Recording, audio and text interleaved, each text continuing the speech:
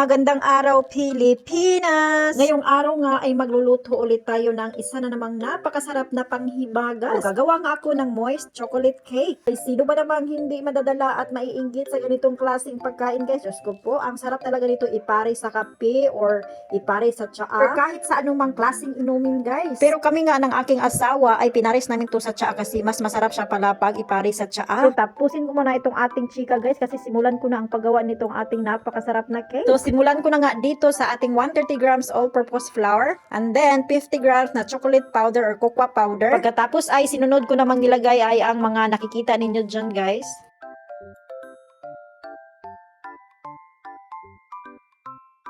And then, inihalo ko lang siyang mabuti yung ating mga dry na sangkap.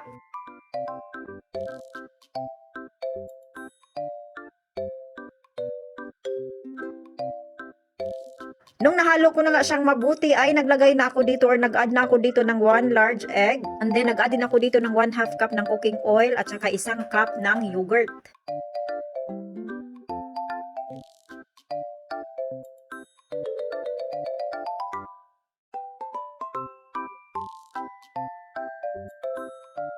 And then sa 120 ml na hot water ay nag-add lang ako dito ng isang pakiti ng instant coffee. Nunaw ko lang ito at ibinuhos ko na dito sa ating mixture.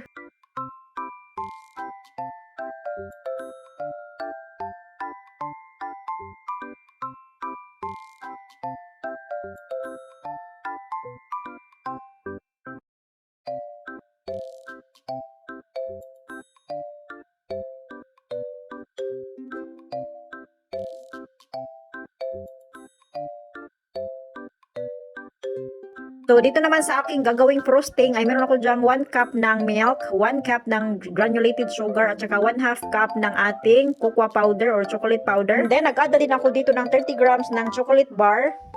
Tinunaw ko lang ito.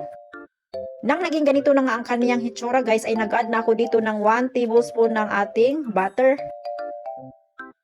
Hinintay ko lang na matunaw itong ating nilagay na butter and then okay na yan siya, guys. At pinatay ko na nga itong ating apoy. So makalipas nga, guys, ang 30 minutes ay okay na itong ating cake. And then pagkatapos ay kinuha ko lang pala yung papel na nasa ilalim, guys, hindi ko na napakita. And then ibinuhos ko na dito ang ating ginawang frosting.